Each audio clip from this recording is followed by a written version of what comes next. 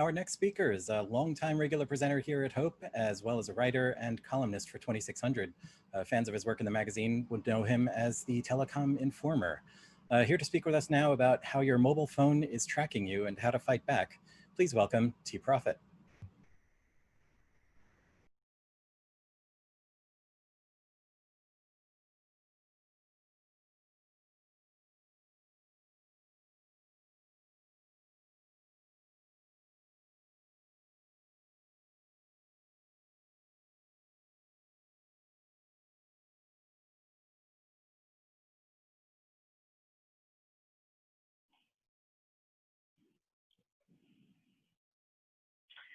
Well, it looks like we're here recording, time to get started. This is way different than I normally do for Hope. I'm used to being in front of a room of a lot of people, and I hope Virtual Hope has been really great for you. Thanks for being here.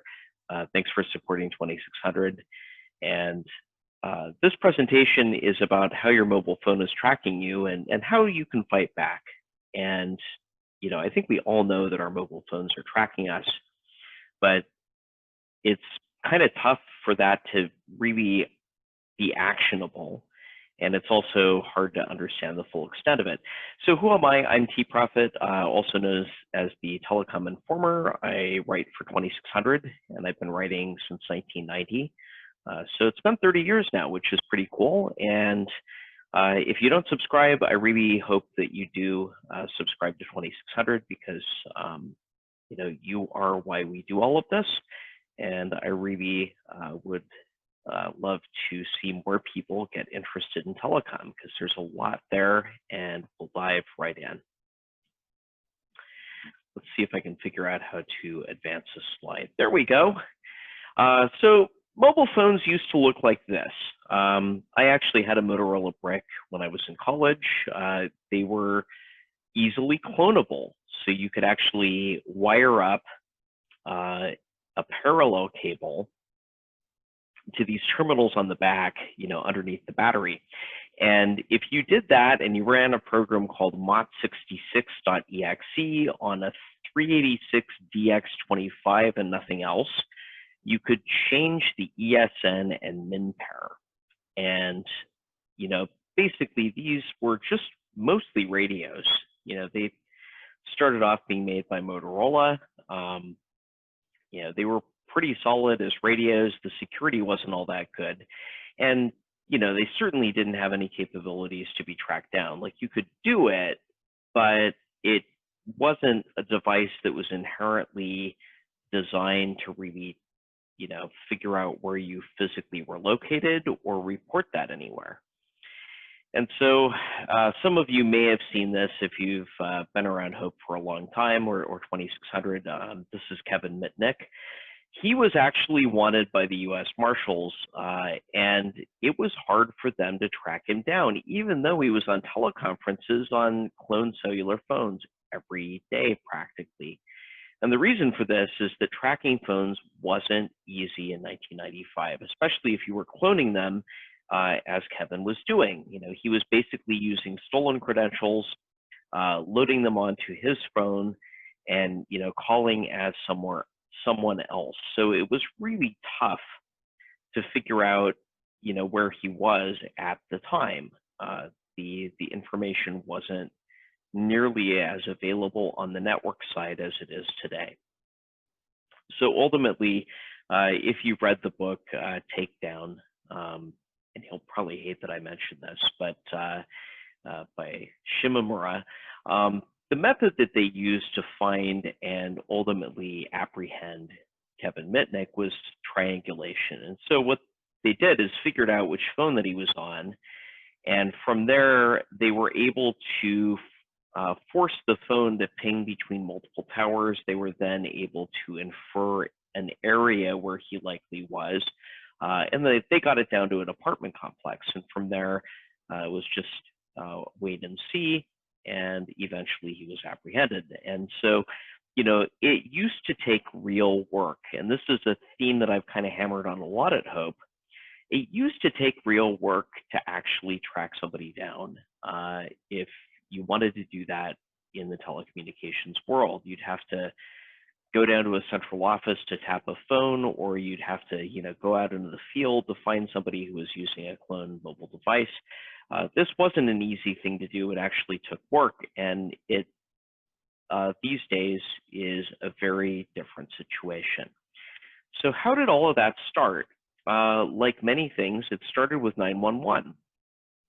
So, there was a really big problem in the early 90s. The popularity of cell phones exploded. Everybody was getting them, and then they started calling 911 with problems that they needed, resolved, and they didn't actually know where they were. And this is a pretty common problem. So, what do you do if you call 911 and you don't know where you are? On a traditional landline phone, and I'll show the architecture a little bit later on a different slide, the phone company was connected to a database of where everything was, and all of that information got sent over to 911 when you called. And so it was no secret, anywhere that you were calling 911 from. But on a mobile phone, they didn't have any information at all when you called in. In fact, it didn't always get routed to a 911 public safety access point. Here in the Pacific Northwest, a lot of the time you'd call 911 and it would go to the State Patrol. Why?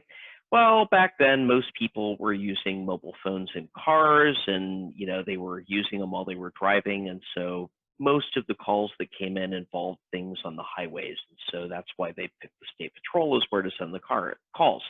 So, if you were calling to report a fire, the State Patrol would try to figure out where you were, and then they'd have a list of who the other agencies were for fire or medical or whatever, and they could send you over to them. But it took a while, and these jurisdictional boundaries can get really complicated.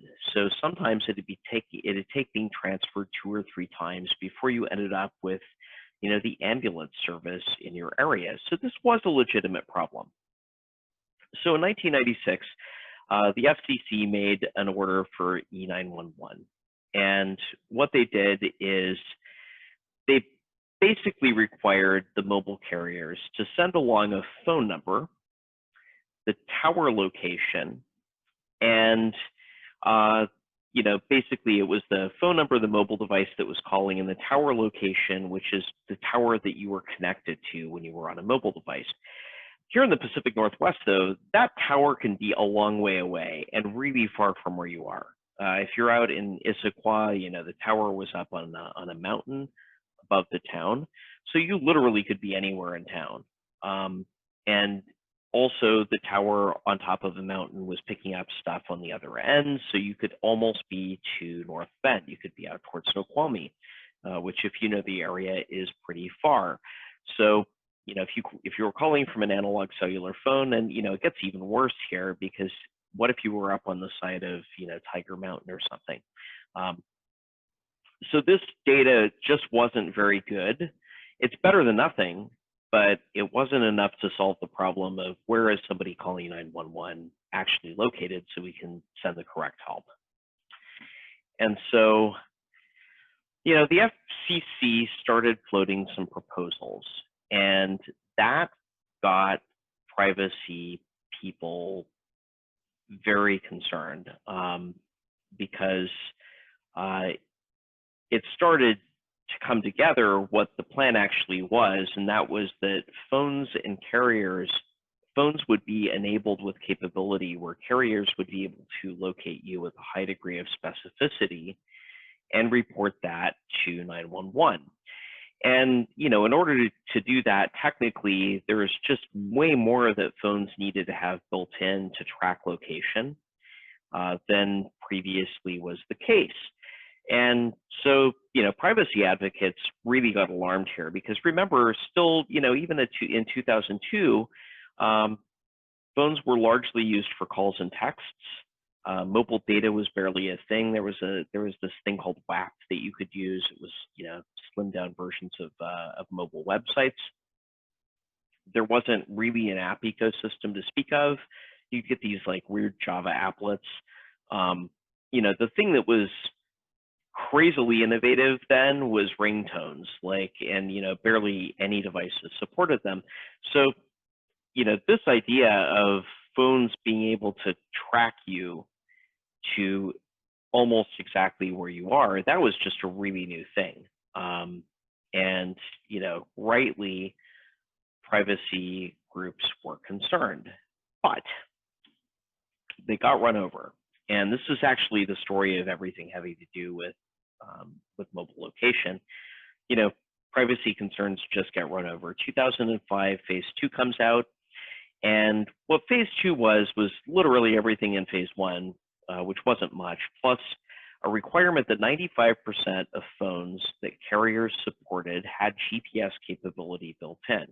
And when I say GPS capability, it's air quotes around GPS, because it didn't need to be the GPS chips that we have in modern smartphones now, which is actually a full GPS receiver. It could be carrier assisted, basically using a technology very similar to the triangulation technology that caught Kevin Mitnick. And so most carriers opted to roll out with this triangulation technology. It was just expensive at the time to get full GPS built in. The technology just wasn't there. The other problem that they had is that it was an FCC requirement that the carriers convince their subscribers to upgrade, but the fines weren't very high, and it was way cheaper to pay the fines than it was to convince, to pay for people's upgrades. So carriers just kind of waited out the ordinary upgrade cycle. They paid the fines in the meantime. And so by 2005, the 90% of phones located to within 300 meters requirement wasn't really met, but by 2008, 2009, we were pretty close to that. And just to kind of give you an idea before we dive into where things started shaping up into how they are today, this is the architecture of E911. It's a really simplified diagram. And I like this particular one, which I fished off of Wikipedia, because it kind of shows the difference between how wireline and wireless work. So if you look at the wireline side, this is for phase 2, by the way, the E911 architecture. So this is, kind of what's in play today. The next version is coming, and I'll get to that. But you'd pick up a landline phone, it would hit the central office, there'd be ANI, which would go to the ALI database, and the ALI database basically is kind of like a GIS system that pulls data that that basically proves where that phone is installed in a way that's consumable by public safety access points. And then that gets all set over to the dispatch system. This is, these are standardized formats of how they work. And eventually, that location information would come in and get forwarded on to the emergency service. And 911 systems have a structured way that data interchange happens, and there are standards for how all of this stuff works and needs to be transmitted. So, mobile phones were new, and with wireless calls for phase 2, they've got a location database, which is basically, GPS coordinates. And so that's a little bit different than the, the ALI and street address guide that you're dealing with the landline, because the landline's always in a fixed location and mobile phones, move around. So what they try to do is send, GPS coordinates as to where you are, and there's a range of where those are. And so that's why if you dial 911, they can get a pretty good beat on where you are usually. It's not 100% accurate, but it's pretty close. And so this technology, one thing that I see kind of as a recurring theme is that 911 drove technology improvements in the mobile system, which then enabled a whole bunch of other technology to happen. And so, it was considered really radical in 2002 that your phone would be able to track everywhere you are at any given time. And then in 2008, Google Maps came out. And so, if you ever had like a Garmin GPS device and you had to, and it couldn't pick up a satellite when you were in a parking garage, all these problems went away with Google Maps on the iPhone. And this just wouldn't have been possible without the technology that was put in place for E911. So almost overnight, this happened really quickly. Like when smartphones got popular, and the apps that made good use of location data. I mean, I had an app that could remember where my car was. I always forget where it is at the Costco parking lot, right? So, X marks the spot, right? So this all becomes, right around 2008. That's around the time that that this stuff started getting really popular, and so we just went into a mad rush of location-based technologies. Uber is another example that came out in 2009. This is actually the 2011 version of Uber. That was the earliest screenshot that I was able to find. And the reason I like this screenshot is that it shows that even in 2009, although the location technology was pretty good, it was nowhere near as good as it is today. And so there were these map pin workarounds on apps. So you would kind of like position around a map to where you were exactly, and that would tell the driver where you were. So, and this was one such app. There's other ones. There's an app called Foursquare that I use that still has this location data pin map thing. And it's because even today, location data is pretty good, but it's not 100% accurate all the time. It's gotten really good through augmenting the information that comes from GPS. So one way that Google does it is they've basically mapped every wireless access point in the world, and so they can infer better where you are based on the strength of the wireless access points that are near you. And if you think that's pretty creepy, well, just wait until later in my presentation. So 2011, there's this test case that came out. And we've had quite a few talks over the years at Hope on cell site location data and who can access it, what that really means from a legal perspective. And the EFF fought this really hard. 2011, the FBI was investigating some robberies, and so they just decided to go around and try to figure out who all the cell phones were in the area of a crime. And they were trying to catch the thief. So they just issued a general warrant to the. Actually, they didn't even issue a general warrant. They didn't have a warrant. They just asked Metro PCS to give them the records, and they did. And this actually went all the way to the Supreme Court, and numerous courts said, yeah, sure, like phone companies can give up whatever they want to the police without any warrants needed. And it eventually got to the Supreme Court saying that, and the Supreme Court disagreed, and they said, actually, you need a warrant for this. So I just want you to keep that in the back of your mind. If the police are going to do something, they need a warrant if they're getting it from the phone company. And that might be a premonition to something. So 2019, last year, BAUM'S Act. So what that's requiring now is, there's this problem in tall buildings where if you call 911, the address is there, but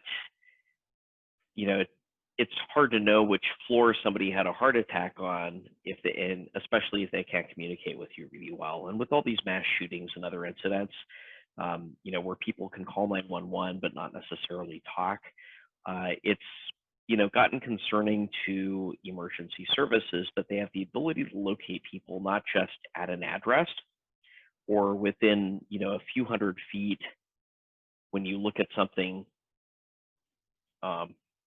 just as a flat surface, but kind of how can they identify specifically where you are inside of a building? And there was talk that this act would include mobile phones.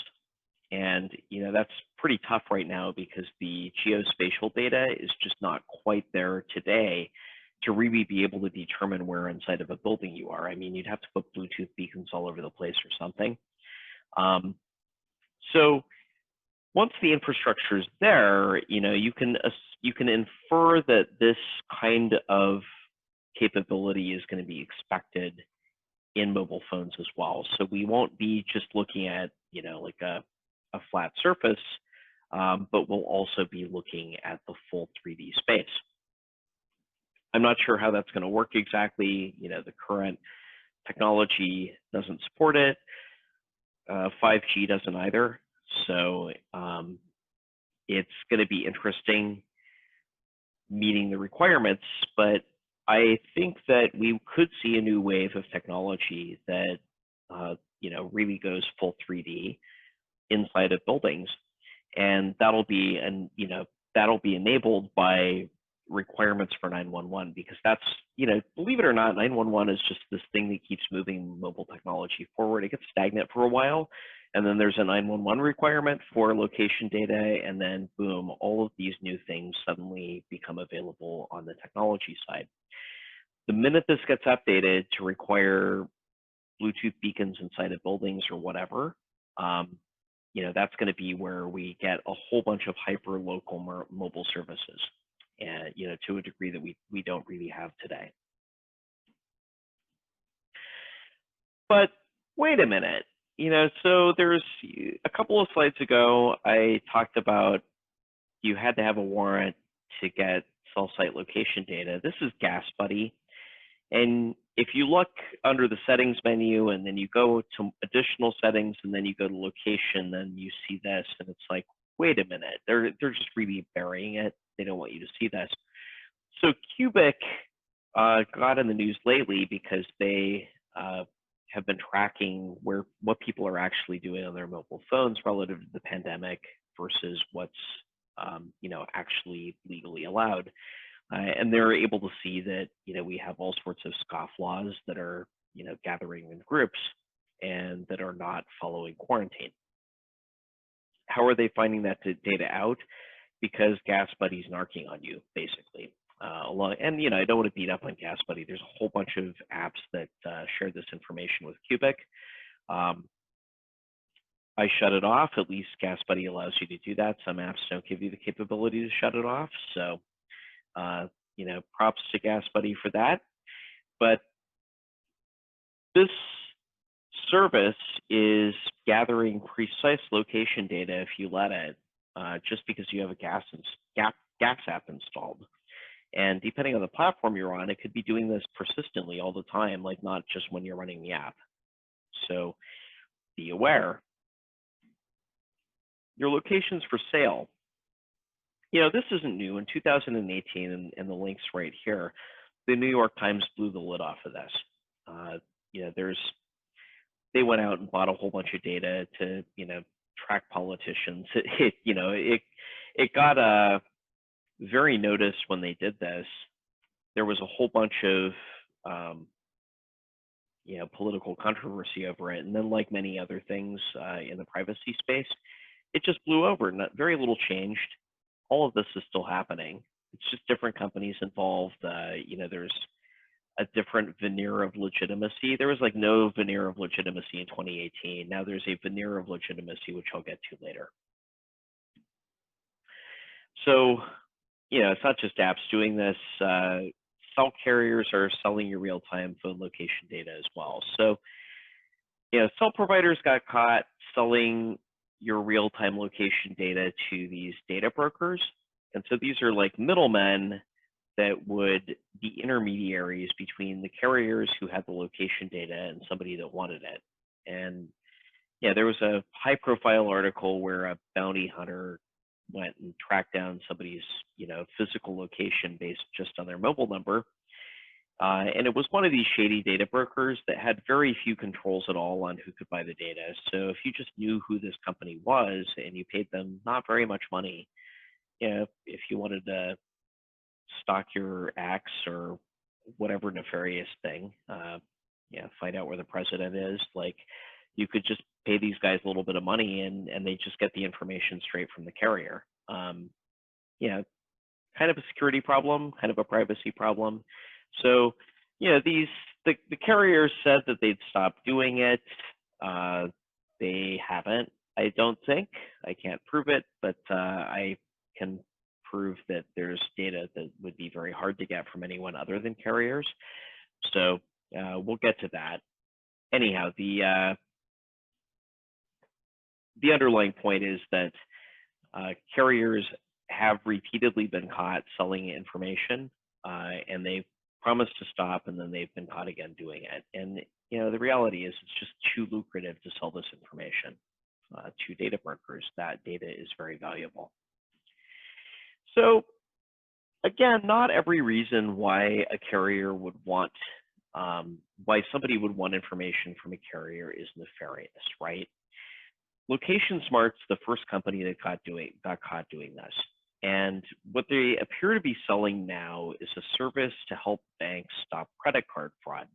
And how they do that is they look at, well, when you're, you know, running a transaction, is your mobile device in the vicinity of that transaction? So if they know your phone number, they can ping the carrier will tattle on where you physically are, and they can match that up with whether you really are in a bodega in Brooklyn when you really live in, you know, the South Puget Sound in Washington like I do. And instead of immediately getting flagged for fraud like happened every time I went to Hope, you know, for years, because New York is kind of the epicenter of fraud. And so if you use a credit card there and you're not often in New York, you know, if you're like me and you went to Hope in past years, you probably remember at least one of your credit cards getting shut off because you used it in New York and you had to call the bank. Well, now they can just ask your phone company, is this guy really in New York? Is TProphet there? And if the answer is yes, then maybe they don't shut your card off. So it could save you time. They can also establish what they call a smart zone around your consumer home area, and then you get real-time alerts when you're legitimately traveling if you're the bank. So, you know, maybe what you do if you're a bank is you whitelist transactions, or you have an allow list for transactions, to use the new term. Sorry, I'm old. I'm trying to get better, I promise. And what you do is you have the allow list, and you put that around the consumer's home area, and then, you know, you could base that on zip code potentially, right? And, you know, if somebody's traveling, like, you could get real-time alerts. So if they show up at a gas station in, you know, Grants Pass, Oregon, and they live where I am, and it's pay at the pump, and that seems a little bit unusual, well, you'll be able to ask the carrier, hey, did, you know, TProphet really drive south on I-5 like for most of a day?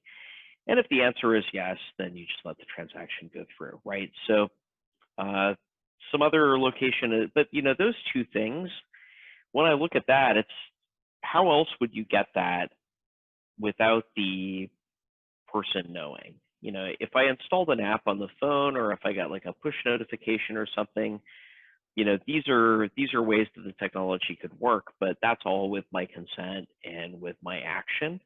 But, you know, banks aren't doing this.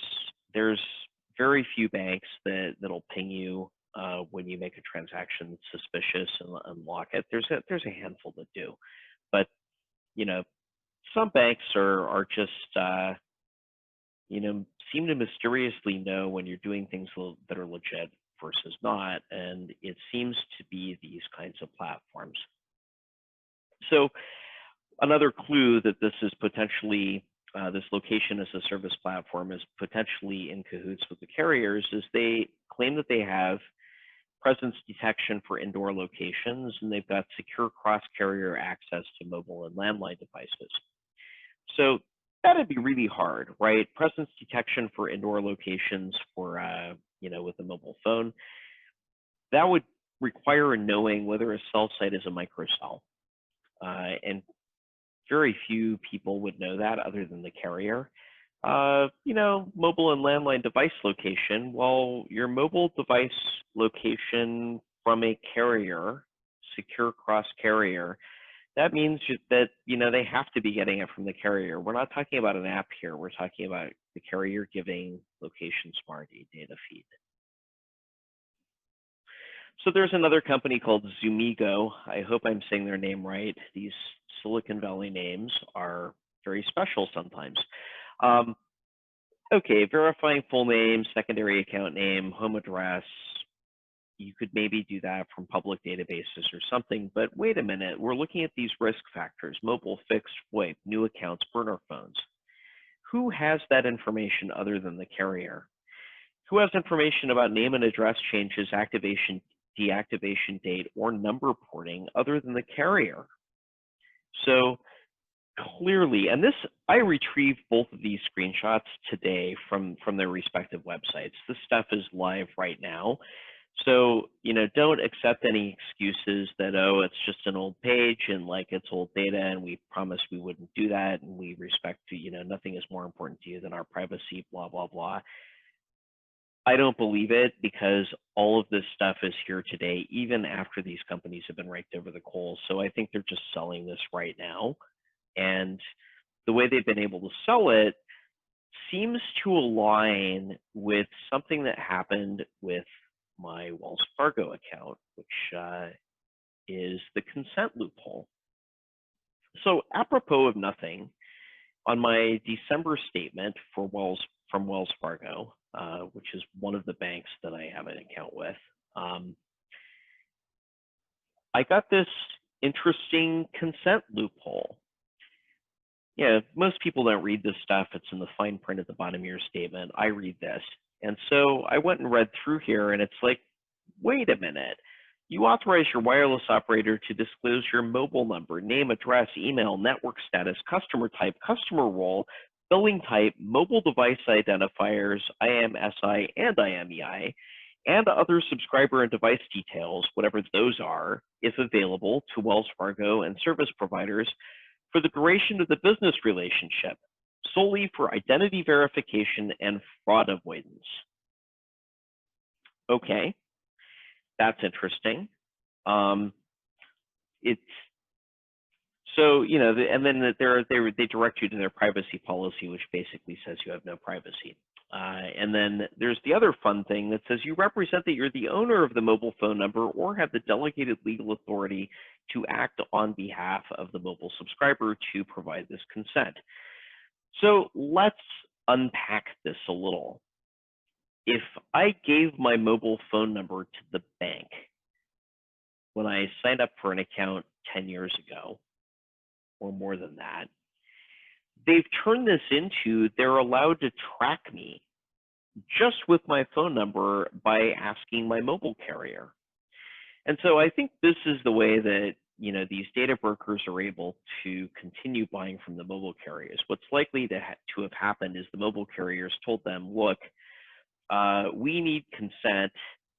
We need consent between the principal and the mobile carrier for us to give up this information. So, they went and told their customers to update their terms that, specifically it's not a data broker, but it's between the carrier and the subscriber. And, because with banks, they can just update the terms whenever they want to, and you implicitly agree because that's how the contracts are written.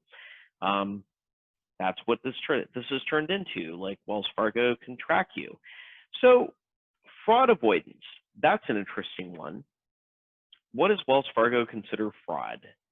Do they consider fraud avoiding a repossession? Could they use your phone number to track your phone to maybe repo your car if you miss your payment? It is concerning to me that contracts can be updated this way, and this level of information can be made available to your bank with you probably not even having any idea that's what they're doing or what they're using it for. So it would be nice to see some details on exactly what's being done with this information, what Wells Fargo considers fraud, or identity verification, and why they consider mobile carrier subscriber information to be valid identity verification in the first place. So that gets to, all right, so my bank's tracking me, my gas app is tracking me. How in the world can I fight back against this? You know, especially if we've got new spooky stuff like spatially aware E911 coming down the pipe. Well, it's tough. Here's some things you can do. First thing is go scrub your apps. You know, if you don't need an app installed and it's free, there is probably a reason why it's free. It is likely to be gathering information and selling it. So if there's an app you really need to keep, limit the permissions of the app. You can do this at a really granular level in the latest Android. And so you can go in there and say, for this app, these are the specific things that are allowed. And you can even specify when it's allowed. And I recommend that you always only allow an app to do something if you're actually using the app. There are very few apps that need access to run in the background and move data around without your consent. There's a handful, but the majority of apps, you know, when you're just using location, you should really only need to be using that interactively. Don't give your mobile phone number to corporations. We see what happens if you give it to Wells Fargo. Say you only have a landline.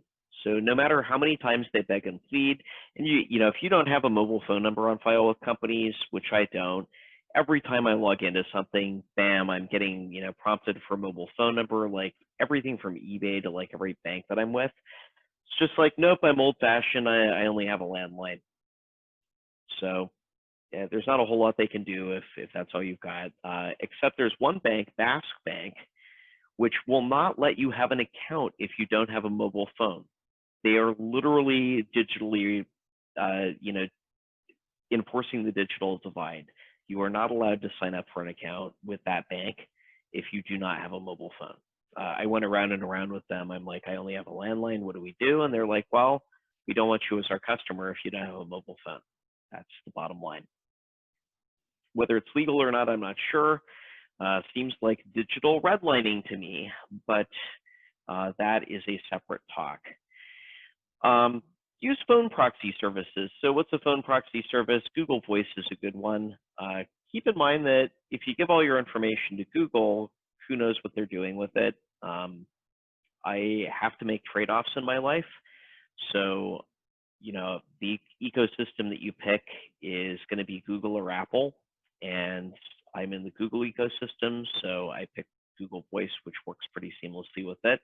The upside of using a phone proxy service is that there's no subscriber information that they can pull. That subscriber information is Google. And when I'm giving somebody my phone number, you know, Google Voice has the ability to work with SMS. It does voice calls. You can get MMS, but it isn't wrapped up in your carrier. So getting the location data is really hard if all you have is my Google Voice number.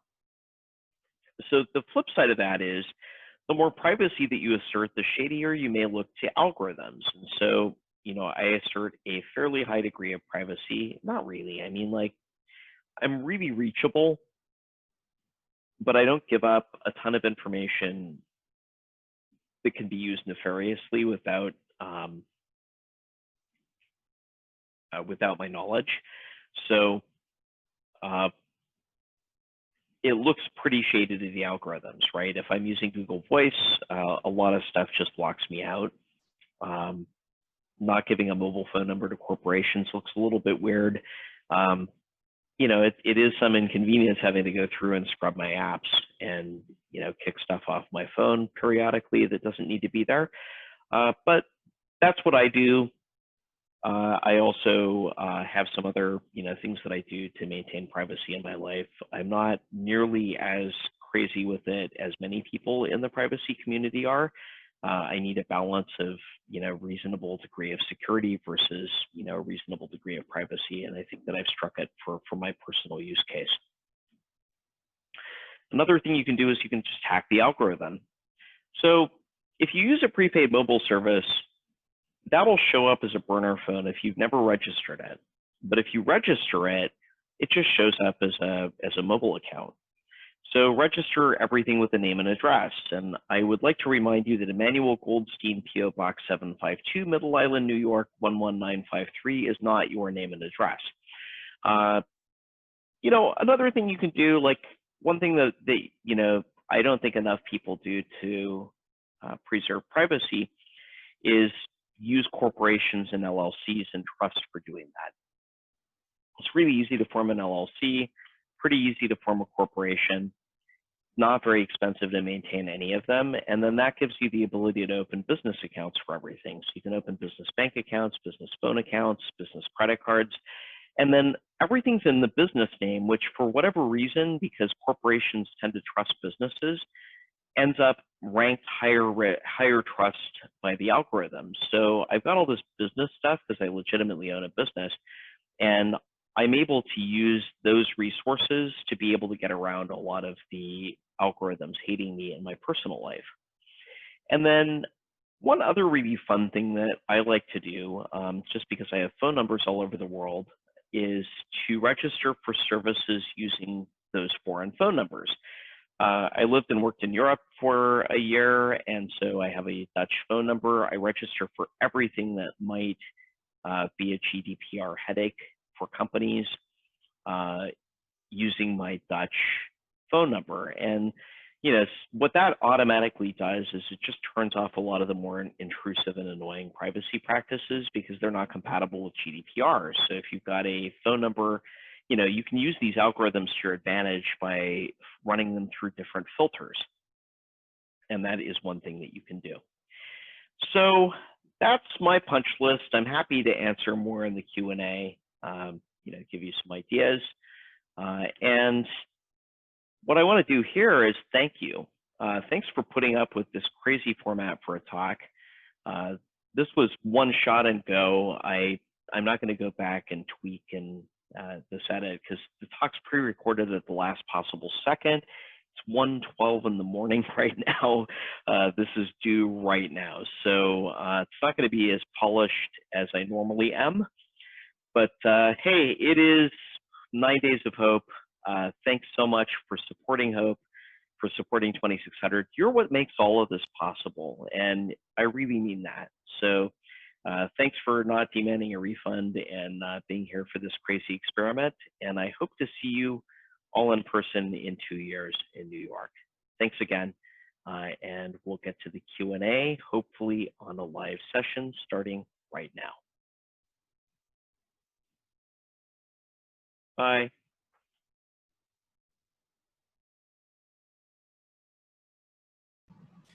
Thank you, TProphet, very much. And as Pascu just mentioned, we have a few minutes for Q&A. So please, if you're in our audience on Matrix, leave them in the live stream Q&A channel, and we can ask them.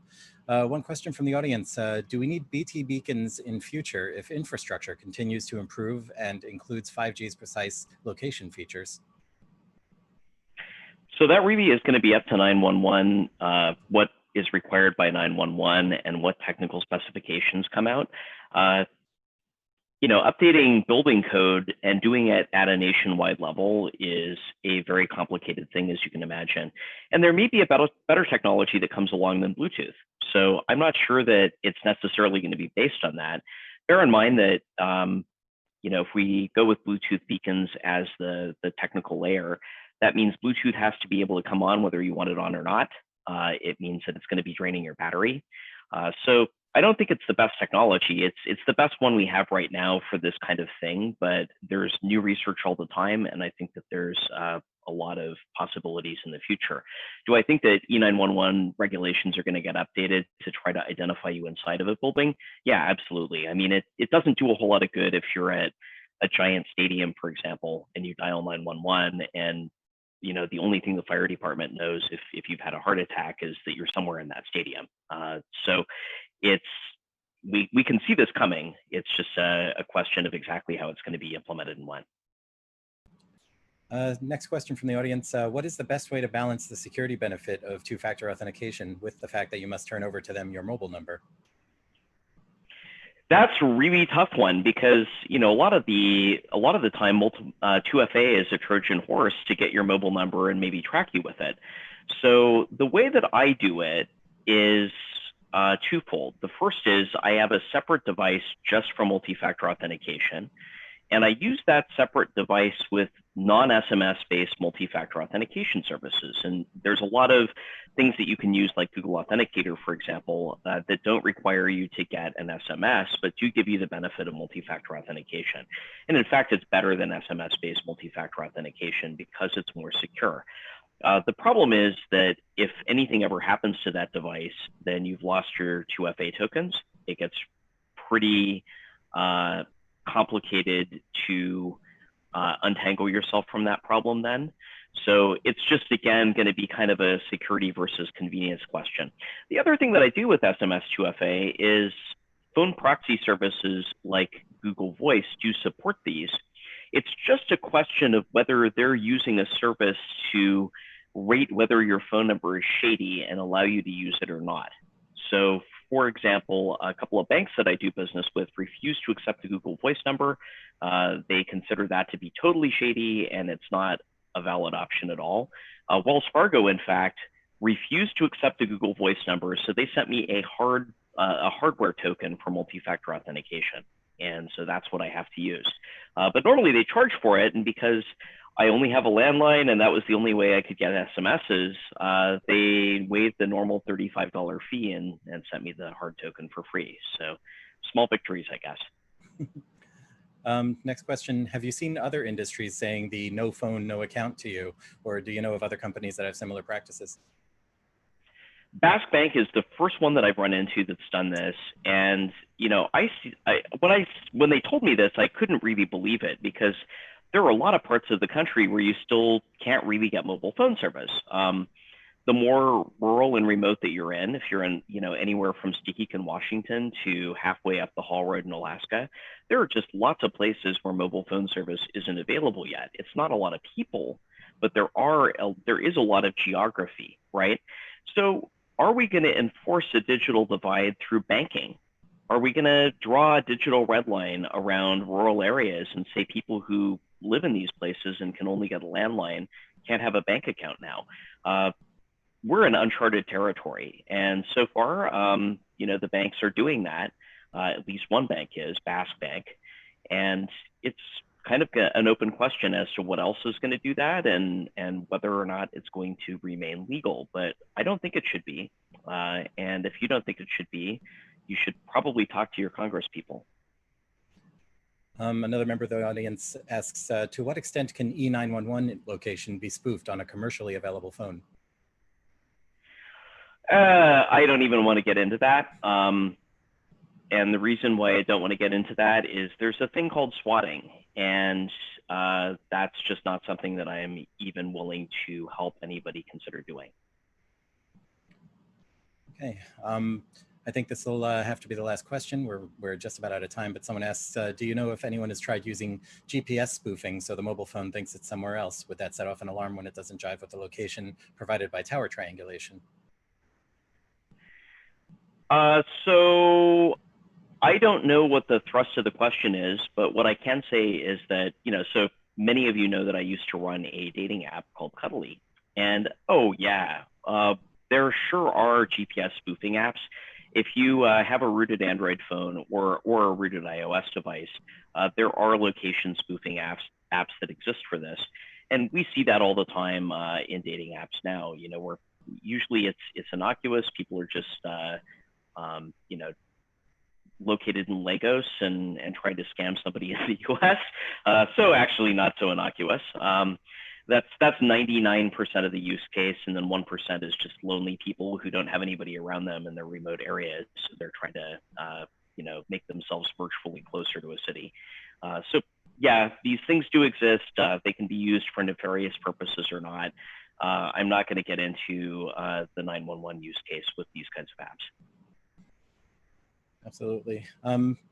TProphet, thank you very much, and thank you all for watching. All right, thanks a lot.